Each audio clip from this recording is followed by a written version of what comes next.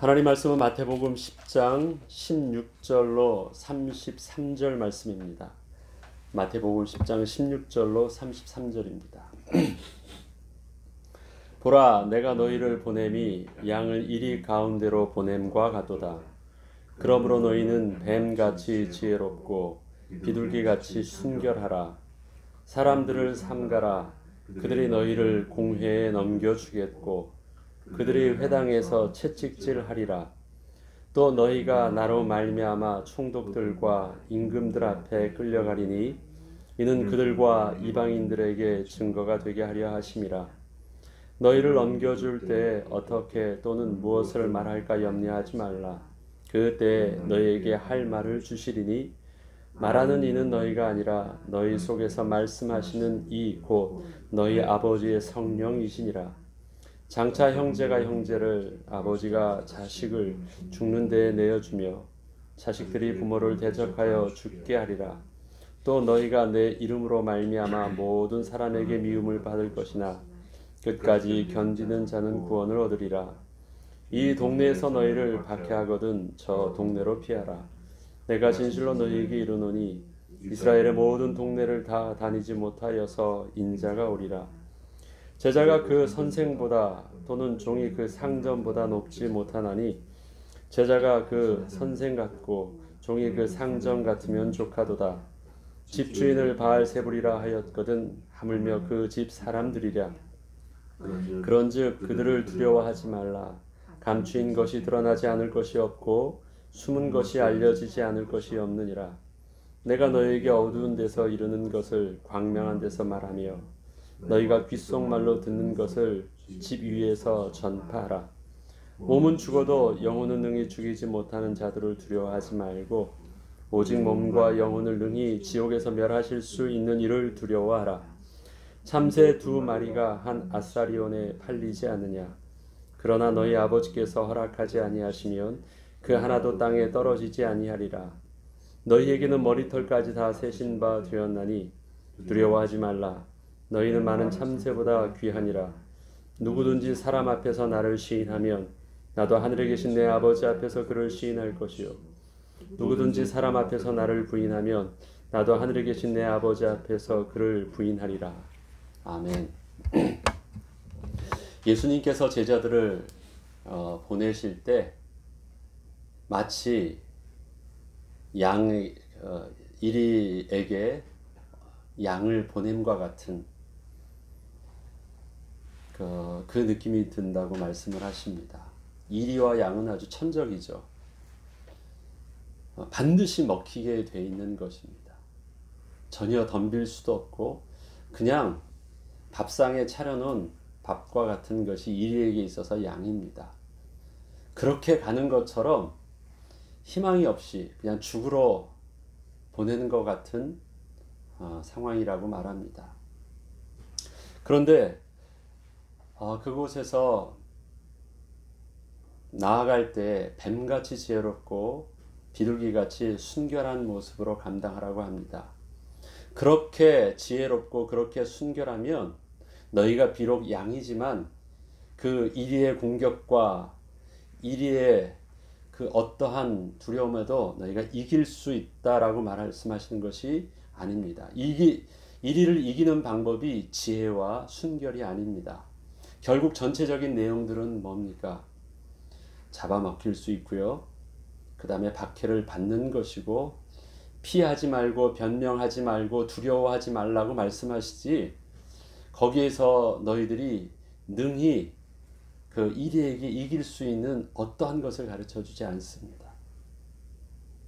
결국은 고난을 당하는 거예요. 결국은 잡아먹히는 것이에요. 끝까지 견디라고 말합니다. 그리고 성령의 도우심을 구하라고 말씀하십니다. 그 중에 살아남는 자도 있겠죠. 그러나 주님께서는 그 길을 전공법으로 그냥 들어가라고 말씀하시지 어떻게 하면 지혜와 순결한 방법을 통해서 그런 것을 너희들이 피할 수 있고 면할 수 있고 아니면 너희가 어떤 새로운 작전으로 이길 수 있는 뭔가를 가르쳐주고 계시지 않습니다. 결국은 고난을 받는 것이에요. 그런데 제자들을 지금 파송하지만 제자들이 파송하고 들어올 때는 이런 일들은 일어나지 않았어요. 이 일들이 언제 일어났습니까?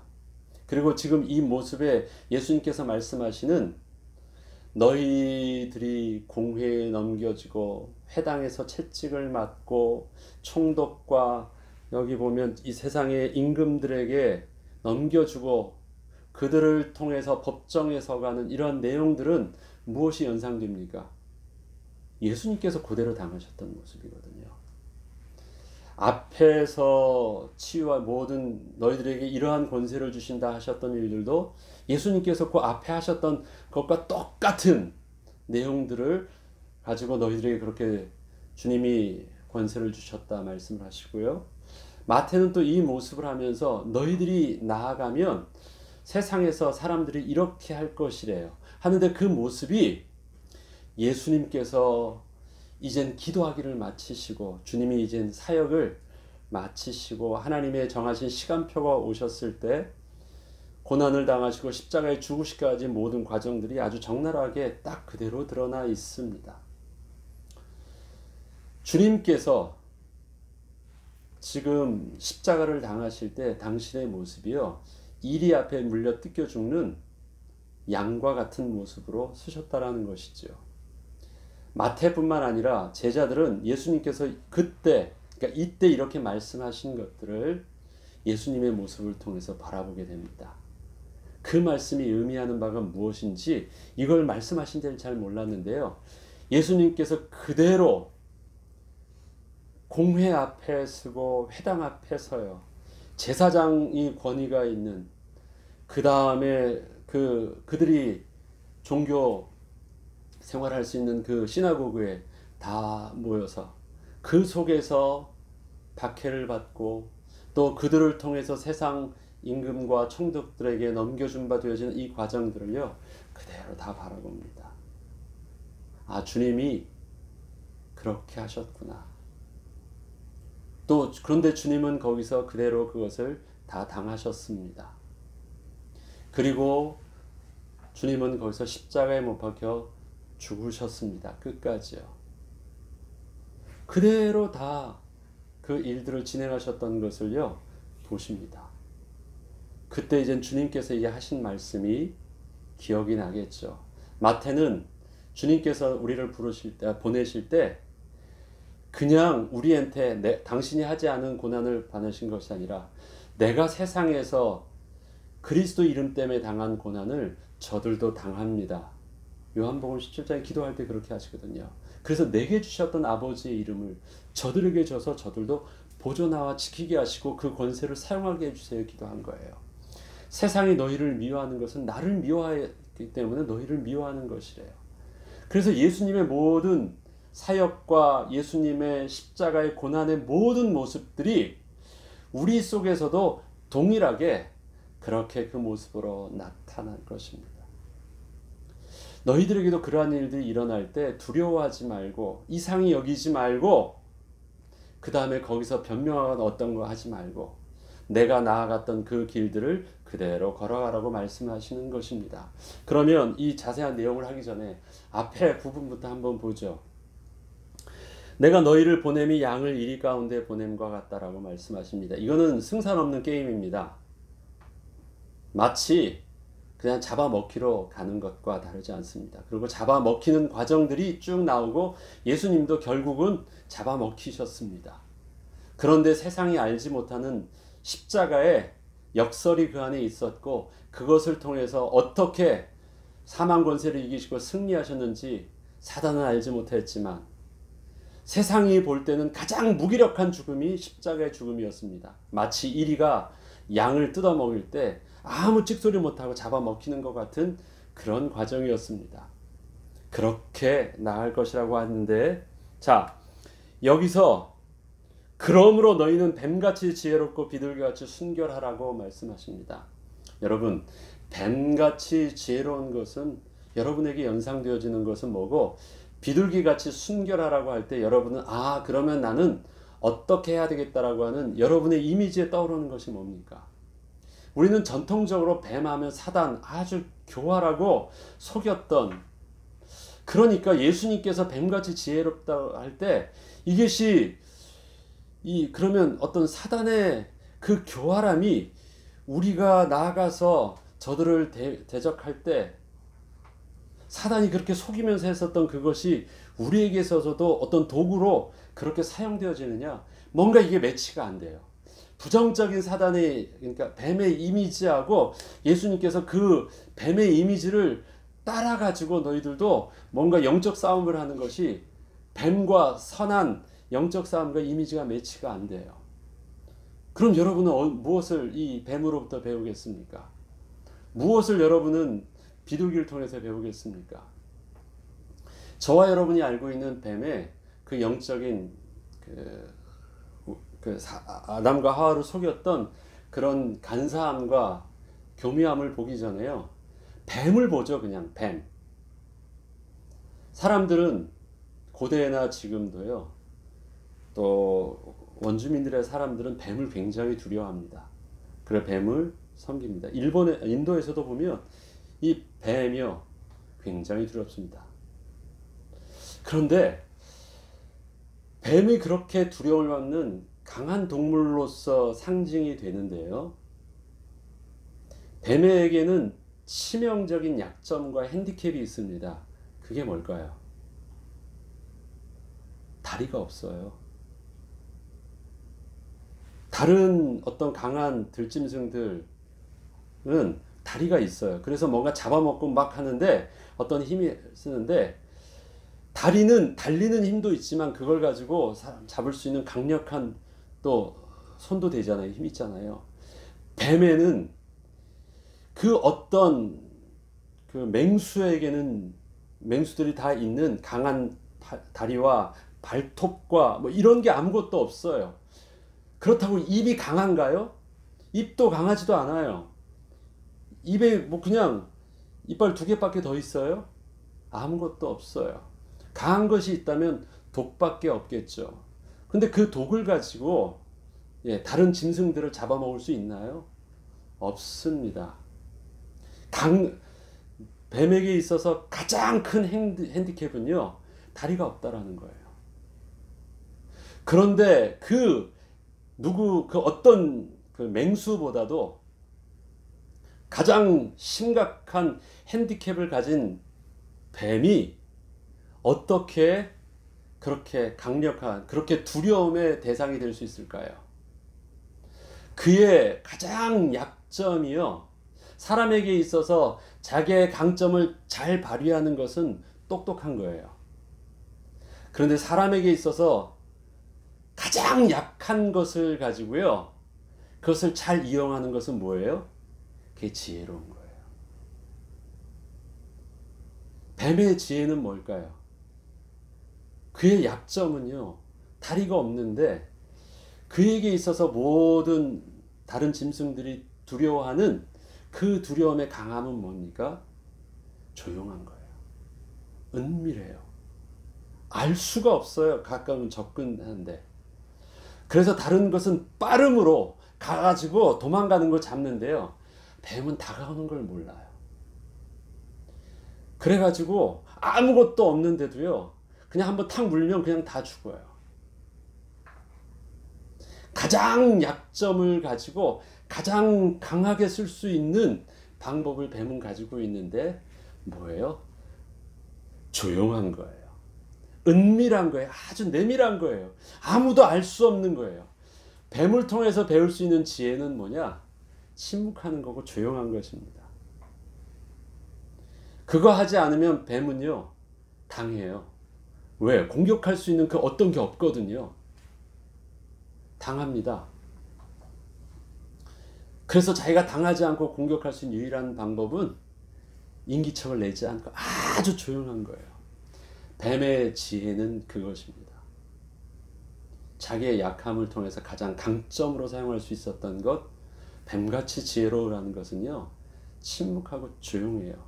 예수님의 십자가의 죽으심 속에서 가장 드러났던 건 뭐예요?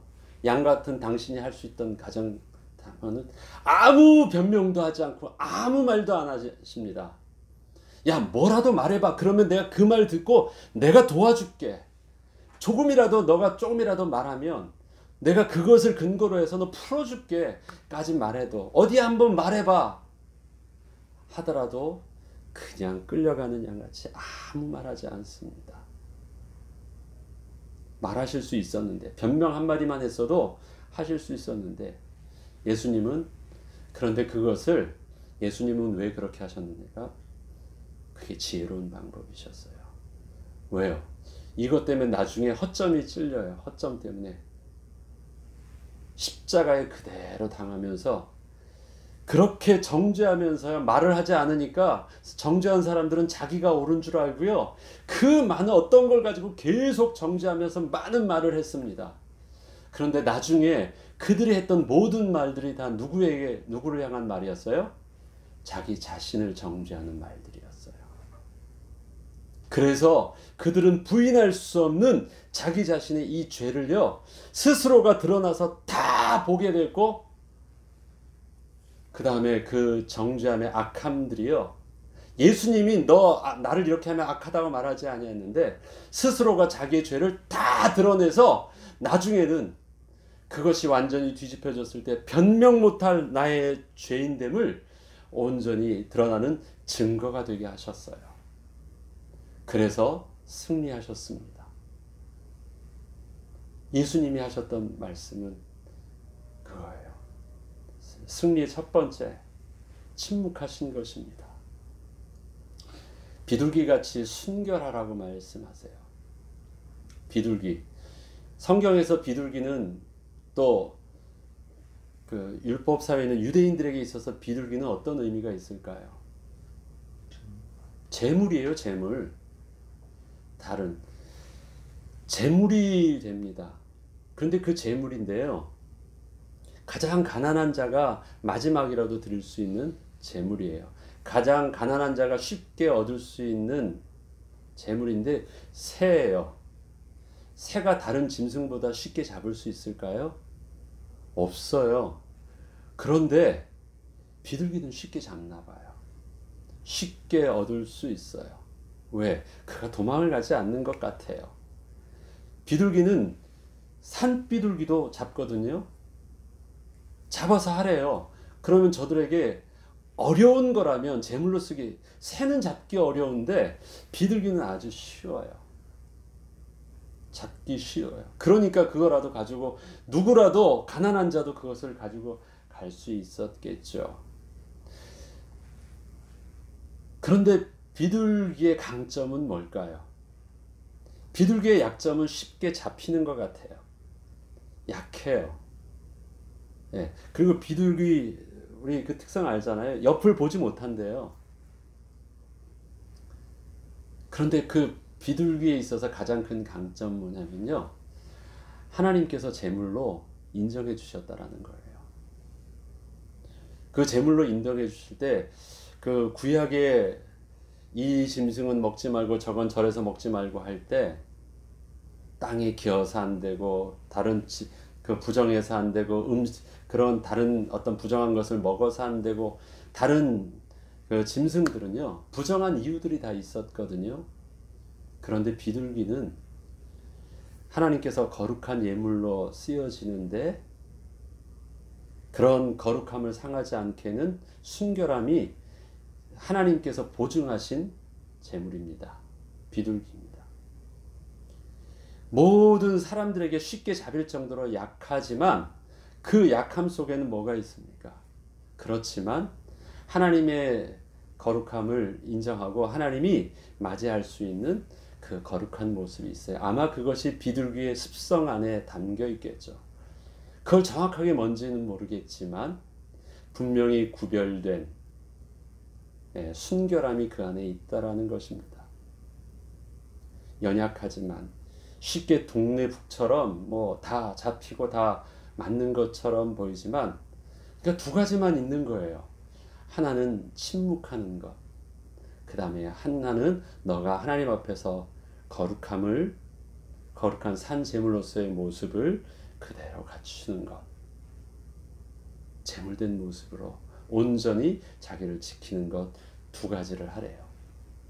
그러면 이리같이 오는 저들에 대해서 하나님의 의를 이루실 수 있어요. 주님이 십자가에서 죽으실 때 바로 두 가지를 하셨잖아요. 그래서 순결할 수 있는, 침묵하는 방법은 말 안 됐는데 비둘기같이 순결하시기 위해서 당신이 취하셨던 방법이 뭘까요? 나의 원대로 마옵시고 아버지의 뜻대로 하여 주시옵소서. 그거였습니다. 그래서 온전한 순종함을 통해서 그가 뭘로 부족함이 없도록, 하나님의 거룩한 산제물로서 부족함이 없게 하셨습니다. 십자가의 핵심은 그거니까요. 산제물로서 대속의 죽음이니까. 그래서 그 대속 제물로서 온전함을 그대로 지켜주셨습니다. 그러기 위해서는 어떻게 해요? 이 죄의 근원은 어디서부터 출발했으니까? 불순종으로부터 출발한 거거든요. 하나님을 거부한 것으로부터 출발한 것이었거든요. 그런데 예수님은 십자가를 통해서 그 죄의 근원을 이기셨는데, 그 근원, 아들이라도 순종함을 배워서 온전하게 하심으로써 주의 순종함을 통해서 나의 원대로 마옵시고 아버지의 뜻대로 하여 주시옵소서 말씀하시며 십자가의 그 죽음을 그대로 담당하여 주신 것이었습니다. 그것을 통해서 결국은 승리하셨죠. 예수님은 마지막 사역을 그렇게 해서 승리하시겠다고 선언하신 것입니다. 그리고 그 모습을 예수님의 사역을 통해서 그대로 다 보여주셨어요. 사람들을 삼가라, 사람들을 주의하래요. 그들이 너희를 공회에 넘겨주겠고 그들이 회상에서 채찍질하리라. 또 너희가 나로 말미암아 총독들과 임금들 앞에 끌려가리니 이는 그들과 이방인들에게 증거가 되게 하려 하심이라. 저들은 일이에요. 당연히 그럴 것이에요. 저들을 주의하라는 것은요, 어떤 것일까요? 저들은 그렇게 이리떼같이 달겨들고 우리를 고발하고 채찍질하고 또 모함해서 넘겨주고 다 할 것이래요. 이것은 예수님의 모습을 통해서 그들이 보게 되었었어요. 주의하는 건 뭐냐면 저들이 왜 그럴까라고 상처 입을 필요 없어요. 저들은 저들의 악한 대로 그대로 하고 있는 것이에요. 그것은 마땅히 저들 수준 속에서 우리에게 달겨들고 있는 모습이니까 그것에 시험 들 것 아니고요. 왜라고 하면서 잘못됐다고 내가 그것에 대해서 당황할 필요 없는 저들의 악함들을 보는 것입니다. 또 너희가 끌려가는 이유들이 뭐냐면 이방인들에게 증거가 되게 하려 하심이라. 결국 그것은 증거로 예수님을 통해서 나타났었습니다. 너희를 넘겨줄 때 어떻게 또 무엇을 말할까 염려하지 말라. 그때 너희에게 할 말을 주시리니. 이 말씀은 그러면 지금 이 싸움은 누구와 싸움이라는 것이에요? 너의 싸움이 아니라 하나님과 그 다음에 사단과의 싸움이에요. 성령과 그 다음에 귀신과 사단과의 싸움이, 이거는 영적 싸움이라는 것입니다. 그래서 사람의 반응과 사람들의 모습 속에서 너희가 당황하거나 그 사람들을 향하여 그 사람들의 언어로 너희들이 뭔가를 하려고 하지 말래요. 이 싸움 자체는 주님이 왜 침묵하셨습니까? 주님이 왜 거기서 순결이라는 부분들을 통해서 온전히 당신을 지키셨을까요? 영적 싸움이니까. 세상은 지금 육적 싸움으로 달겨드는 것처럼 보이지만 영적 싸움이니까. 너희들 싸움 아니니까 너희들이 뭐 하려고 하지 말래요. 성령 하나님께서 그때 필요한 말씀을 하게 하시고 이 싸움을 하나님이 직접 하신대요. 말하는 이는 너희가 아니라 너희 속에서 말씀하시는 이 곧 너희 아버지의 성령이시니라. 장차 형제가 형제를 아버지가 자식을 죽는 데에 내주며 자식들이 부모를 대적하여 죽게 하리라. 이 일들이 왜 일어날까요? 형제가 형제를, 내가 죽게 되었어요. 그러면 어떻게 해야 돼요? 변명해야 돼요. 내 잘못 아니에요. 우리 형 때문에 그랬어요. 내 아내 때문에 그랬어요. 나는 안 그럴 수 있었는데 내가 그렇게 됐어요. 다 변명하면서 살려고 하는 그 부분들입니다. 어떻게 형제가 형제를 또 자식이 부모를, 부모가 자식을 팔 수 있어요? 육신의 약함이 그 죽음의 위협 앞에서는 그렇게 결국은 나타날 수밖에 없는, 자기를 살리기 위해서 나타날 수 있는 그 변명들은요, 다 형제를 파는 것이고 부모를 파는 것이고 자식을 파는 일들이에요. 그러니까 육신의 싸움 하지 말고 가만히 있으래요. 그러면 그때 하나님께서 마땅히 해야 할 말들을 그때 주신대요. 이 비밀을 알지 못했을 때 내가 주님을 죽기까지 싸우겠다고 하면서 주님 달겨들었던 베드로는 어땠습니까? 형제가 형제를 죽이는 것처럼 스승을 부인하고 저주했습니다. 그리고 맹세했습니다. 그리고 주님의 말씀을 기억해요. 아, 그렇구나. 성령이 아니시면 내가 고백할 수 있는 신앙의 고백도 안 되는 것이 이 말씀이셨구나. 내가 주는 그리스도시여 살아계신 하나님의 아들이라고 고백하는 그것도 나는 특별한 것이 아니었구나. 정말 예수님 말씀대로 성령께서 도와주셨던 것이었구나. 그 성령이 아니시면 내가 해보겠습니다. 죽기까지 주님을 따른다고 할지라도 그 여종의 말에도 내가 이렇게 부인하는 아주 약한 자였구나. 그리고 나중에 주님이 오셨고 그리고 나중에 성령이 임했을 때 베드로만 사실은 부인하고 도망가지 않았잖아요. 다 도망갔어요. 그런데 나중에 저들은 다 어떻게 되었습니까?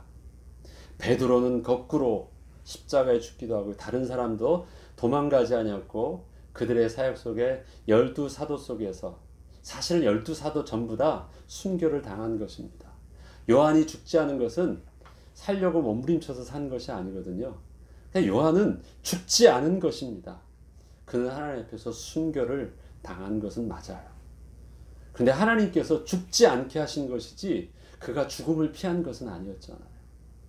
어떻게 그 일들이 일어났을까요? 성령 하나님께서 하신 일들을 그들이 알았거든요. 그전에는 몰랐었고요. 또 너희가 내 이름으로 말미암아 모든 사람에게 미움을 받을 것이니 끝까지 견디는 자는 구원을 얻으리라. 이름으로 말미암아 이 동네에서 너희를 박해하거든 저 동네로 피하라. 내가 진실로 너에게 이르노니 이스라엘의 모든 동네를 다 다니지 못하여서 인자가 오리라. 여기 어디서 지금 대적하고 변명하고 막 싸우고 해서 어떤 치열한 어떤 싸움을 하라는 내용들은 하나도 없습니다. 때리면 맞고 때리면 피하고 그 앞에 나갈 때까지 걱정하지 말고 하나님께 맡기고 그냥 계속 나갑니다. 그리고 하나만 더 하는 거예요. 끝까지 견뎌라 라고 말씀하십니다. 제자가 그 선생보다 또는 종이 그 상전보다 높지 못하나니 제자가 그 선생 같고 종이 그 상전 같으면 조카도다. 누가 제자고 누가 선생일까요? 예수님이 선생이고요. 그 다음에 스승이고요. 제자는 12제자들입니다. 이 말씀을 보면 지금 앞에서 한 내용들을 제자들에게 다 한 것처럼 보이는데요. 제자들은 자기가 경험하기 전에 이 경험을 누가 하는 걸 먼저 봅니까? 예수님이 똑같이 하는 것을 봤습니다. 예수님이 하셨던 말씀대로 예수님이 그 길을 걷고 계신 것을 봤어요. 그러면 여기서 어떻게 해요? 제자가 그 선생보다 종이 그 상전보다 높지 못하니까 제자가 그 선생 같아요. 그 22절에 보면 너희가 내 이름으로 말미암아 모든 사람에게 미움을 받을 것이잖아요. 그리고 25절에 보면 제자가 그 선생 같아요. 예수님이 그렇게 당하셨던 것처럼 제자도 그 예수님의 이름 때문에 그 선생의 이름 때문에 그 선생과 똑같은 고난과 박해를 당해요. 그런데 그 선생보다 더 당하지 않아요. 그 선생만큼 동일한 고난을 당하는 것이 좋게요. 그러면 그것이 제자들에게 지금 이제 당해야 될 그 고난들은 이상한 거예요? 그렇지 않은 것이래요. 족한 것이래요. 예수님은 그렇게 당할 것을 알고 그렇게 기도하셨고요. 제자들에게 그러한 나와 같은 모습으로 너희들도 당할 것이라고 지금 말씀하고 계세요. 그러니까 그때 너희는 어떻게 하라는 거예요? 당황하지 말라는 것이에요. 너희가 주님의 종이고 그리스도의 제자된 모습이기 때문에 당하는 것이래요. 너희들이 예수 이름 때문에, 예수님의 제자라는 그 이름 때문에 너희가 고난을 당하는 것이지 너희의 어떤 잘못과 너희의 모습 때문에 당하는 것이 아니라는 것입니다.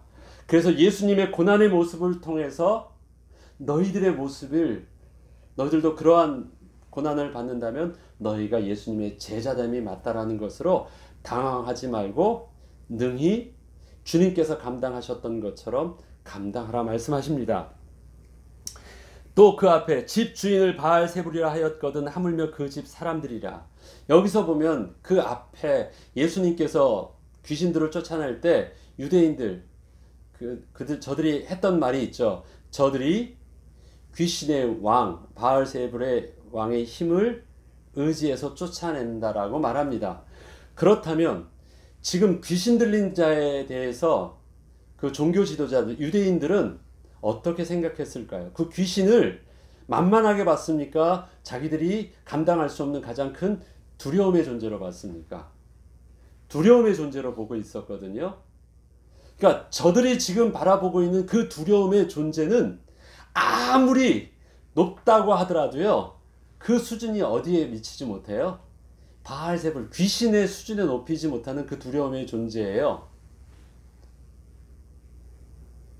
그러면 그 귀신을 눈 하나 까딱하지 않으시면서도 완전히 멸하시는 주님의 권세와 주님의 능력이 있어요. 저들이 생각하고 있는 강력함, 저들이 생각하고 있는 그 강함의 두려움은 아무리 해야 고수준이다. 너희들이 지금 두려워하는, 저들이 가장 두려워하는 그 힘 정도로 너희들에게 저주한다 할지라도, 공격한다 할지라도 이 정도로 세게 때리면, 이 정도로 강하게 하면 그것이 가장 망하게 할 것처럼 저들이 저주하고 공격해도 그 수준은 예수님께서 눈 하나 깜짝하지 않고 이기셨던 바알세불 수준의 공격이 다다. 그러나 주님이 어떻게 이기셨는지 너희들 아느냐? 그러니까 두려워하지 말라요. 다가오는 그 악한 세력에, 다가오는 악한 자들의 그 공격에 대해서 두려워하지 말라고 말씀하십니다. 그런즉 그들을 두려워하지 말라. 감추인 것이 드러나지 않을 것이 없고 숨은 것이 알려지지 않을 것이 없느니라. 내가 너희에게 어두운 데서 이루는 것을 광명한 데서 말하며 너희에게 귓속말로 듣는 것을 집 위에서 전파하리라. 우리 속에 복음이 있는데 이 복음 말하면 어떻게 돼요? 지금 박해를 받잖아요. 예수님 말하면. 그래서 예수님 안 말하고 어떻게 조용히 나가서 어떻게 숨어서 할 수 있을까요? 복음은 그런 건 아니래요. 내가 숨긴다 할지라도 저들이 우리 속에 색출해서 드러나게서라도 해서 결국은 저들은 잡을 것이에요. 그리고 저들은 결국 우리를 예수 믿는다는 것 때문에 죽인다. 그 말은 뭐냐면 내가 감추려고 하더라도 그 예수 믿는 복음은 감춰지지 않고 분명히 드러날 것입니다.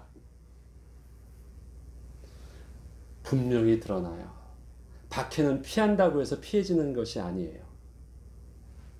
내가 숨는다고 해서 숨겨져서 사는 것도 아니에요. 바울이 예수 믿는 자를 색출할 때 그렇게 했습니다. 찾아다니면서요, 숨겨져 있는 자를 다 드러내서 그들을 찾아내요. 그렇게 숨겨진 자를 색출하면서 다니다가 그 복음이 어떻게 해요? 바울을 예수 믿게 하였고요. 그 복음이 눈먼 자기를 눈뜨게 했어요. 숨겨진 자. 주님께서 그 복음 있는 자를 인도하셨거든요. 그러니까 너희들이 어떻게 해요? 감추인다고 감추이는 것 아니니까 차라리 너희는 그 박해에 대해서 피하려고 하지 말고 도망가려고 하지 말고 정면으로 맞이하라고 말씀하세요. 어떻게 해요? 그 다음에 보면 내가 너에게 어두운 데서 이루는 것을 광명한 데서 말하래요. 예수님의 시간표는 그것을 은밀하게 아직 시간표가 십자가의 시간표가 되지 않을 때 가르쳐 주셨던 지금의 이 은밀한 내용들을 너희가 시간표가 되면 그때는 광명한 데서 말하며 너희가 귓속말로 듣는 것을 집 위에서 그때는 전파하래요. 나중에 보니까 유대 지도자들이 바울과 많은 사도들을 잡아요. 그리고 때리면서 이거 말하지 말라고 하는데 그렇게 말하죠. 우리는 우리에게 주신 예수 그리스도를 말하지 아니할 수 없다고 하면서 나가서 또 맞고 나와서 또 예수를 막 드러내서 전하기 시작해요. 왜 그렇습니까? 이 말씀이 그렇거든요. 몸은 죽여도 영혼은 능히 죽이지 못하는 자들을 두려워하지 말고, 그들이 제사장들이었고 지도자들이었고 그 앞에서 때리던 자들이었잖아요. 내가 하나님을 두려워하랴 내가 당신들을 두려워하겠습니까? 그러고 나가서 막 말하는 거예요. 능히 오직 몸과 영혼을 능히 지옥에 멸하실 수 있는 일을 두려워하라. 그러면서 하나님 앞에서 하나님의 허락하심이 없으면 참새 한 마리로 떨어지지 않는다 말씀하십니다. 누구든지 사람 앞에서 나를 시인하면 나도 하늘에 계신 내 아버지 앞에서 그를 시인할 것이요 누구든지 사람 앞에서 나를 부인하면 나도 하늘에 계신 내 아버지 앞에서 그를 부인하리라. 우리에게 복음의 동일한 영적인 원리를 주셨습니다. 이상하지 않대요. 우리의 수고가 십자가의 영광이 있으면, 복음의 영광이 있으면 십자가의 고난도 있다고 말합니다. 바울은 이것을 알았고 그래서 나와 함께 영광도 얻고 나와 함께 고난을 받는 것을 난 너에게 권한다고 말합니다. 사도들도 다르지 않았습니다.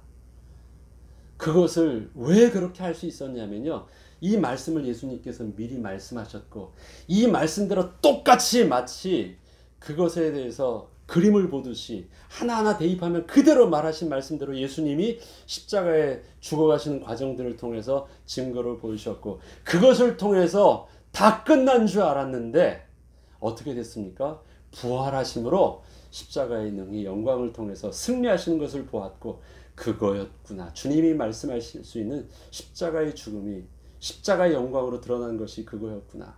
그래서 내가 그리스도와 함께 십자가에 못 박혔나니 그런즉 이제는 내가 사는 것이 내가 사는 것이 아니요 내 안에 계신 예수 그리스도께서 사심을 알고 내가 주와 함께 죽었고 주와 함께 사는 영적인 비밀로 나아갈 수 있게 되었습니다. 저희들도 그 십자가의 비밀을 붙잡고 세상에 알 수 없는 하나님의 또 그리스도의 제자의 모습으로 우리에게 맡겨진 바 사명들을 이 땅에서 뱀같이 지혜롭고 비둘기같이 순결한 모습으로 승리할 수 있는 저와 여러분들에게 주의 이름으로 축원합니다. 주기도문으로 마치겠습니다.